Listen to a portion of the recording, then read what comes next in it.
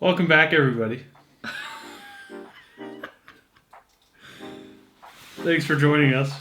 We're joined by Ellie today, and of course, Regina, our 1998 International 3800 school bus. It's a chassis made by Amtran, and it's one of the short handicap school buses, just for reference of what we're working on. Today we are removing our rear heater. I think some of the longer full-size buses have two of them. Since our bus is shorter, we've only got one. But it's essentially connected to the coolant system of the engine. The engine pumps the coolant back through the rear heater, and then back up through the driver's heater, and then back into the engine. We'll walk a little bit more through the process, but the heater's big, so we're getting it out of here so it doesn't take up space in our build, and to simplify the cooling system a little bit. So let's get started. Yes, you love doggies. Yeah. We're also joined by Jude. This is our pup. Mwah. We've had him for a little over a year and 4 months. We rescued him as a 2-year-old puppy. Yeah, now you're big and 3, right? You're 3. Yeah. Oh. He's the best helper. Right, Jude? Alright, so this is pretty much how the system works. It all starts up in the engine with the radiator, which is pumping coolant through the radiator to keep the bus cool. But since these things are working hard, they're tugging along 20 or 30 students. The longer buses, obviously 70 students in some cases. They need some additional help cooling the engine. So they pump the coolant back here through these two hoses. This specific hose is coming off of the engine, and it's running the coolant back through into this heater, which is essentially just a radiator. It's got a couple fans underneath, so it blows the air through this radiator to cool down the coolant, but also provide heat to the bus. So then that coolant runs all the way through this radiator and back out this hose here, which then runs it into the front heater that's underneath here.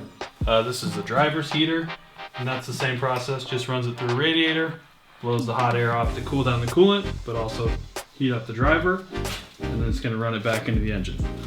So that's pretty much how the system works.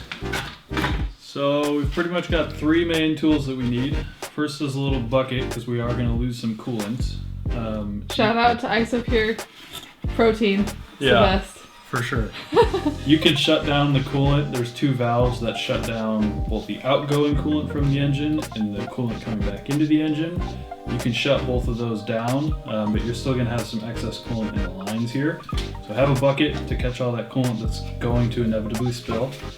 Second is a flathead screwdriver, or you can use that's got to be a 10mm wrench to loosen up these clamps that hold the hoses in place. Easy enough. And then tape measure to measure the actual hoses themselves, because we're going to want to go to some sort of auto parts store to get more radiator hoses to close this loop after we open it. We could use the old hoses, but those are coming on 25 years old now, and they're going to be all dry rotted.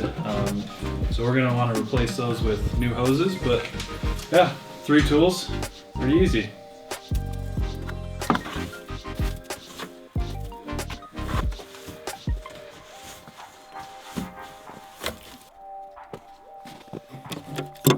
Ready? All right, so here are the 2 different coolant lines that we're gonna have to close. For this next trick, my assistant is gonna help me. I'm gonna close them, and I'm gonna turn them all the way to the right. Because they're all the way to the left, and they're open.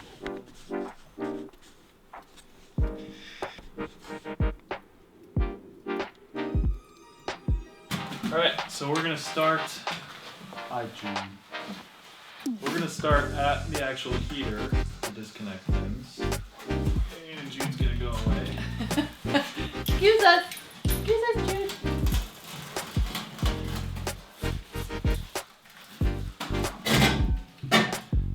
So your best bet is to start with the heater lines, like where the coolant comes in up. That way when you disconnect them, you're not getting all the coolant spilling out of the heater. It's gonna stay in the heater.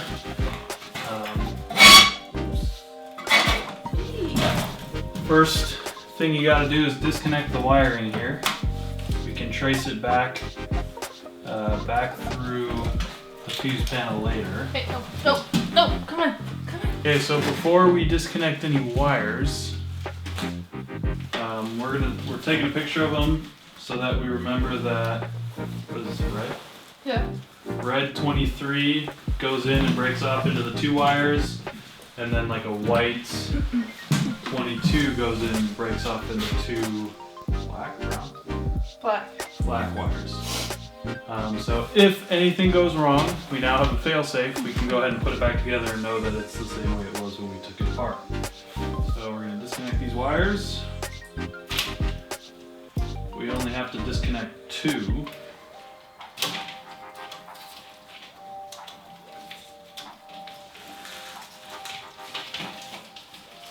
And then later on we will trace those 2 wires back into the fuse box and get those out of there to clean up space. And now we take off the hoses. These can get pretty stuck after being here for 25 years. So this might be a little fun.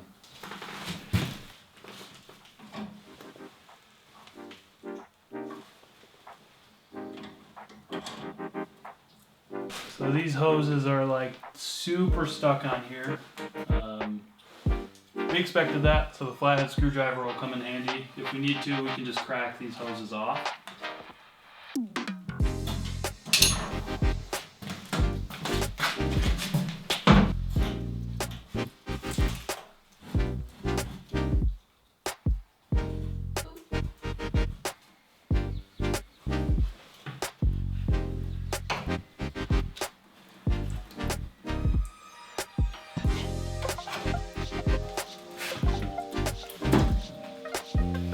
One hose down, one to go.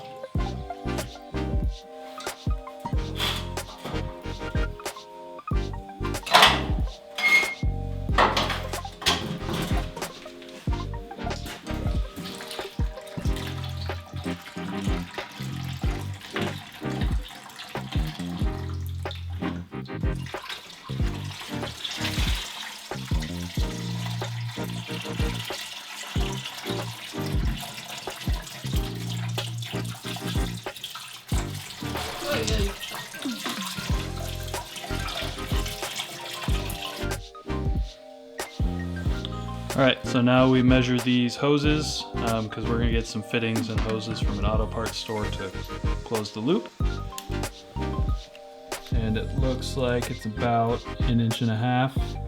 There is some slight like warping going on with this hose, but that looks pretty circular to me.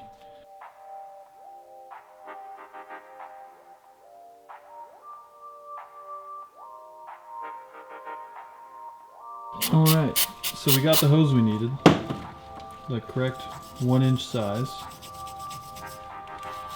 It's not quite the shape we want, but we'll make it work. Now we just need to get the ends of these, like these fittings, cleaned off, all the old rubber that's been stuck on there for 20 years. So we're using some brake clean and wire brushes. And you want to make sure you clamp it down past this barb area and not over the barb so that the hose can't slip back off.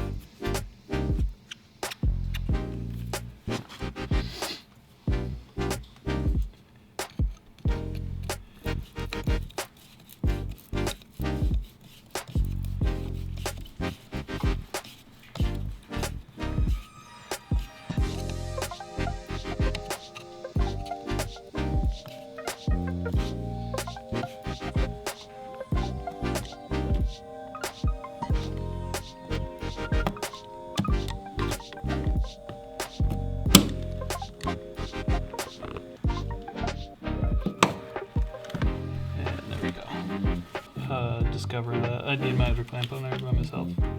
20 seconds later.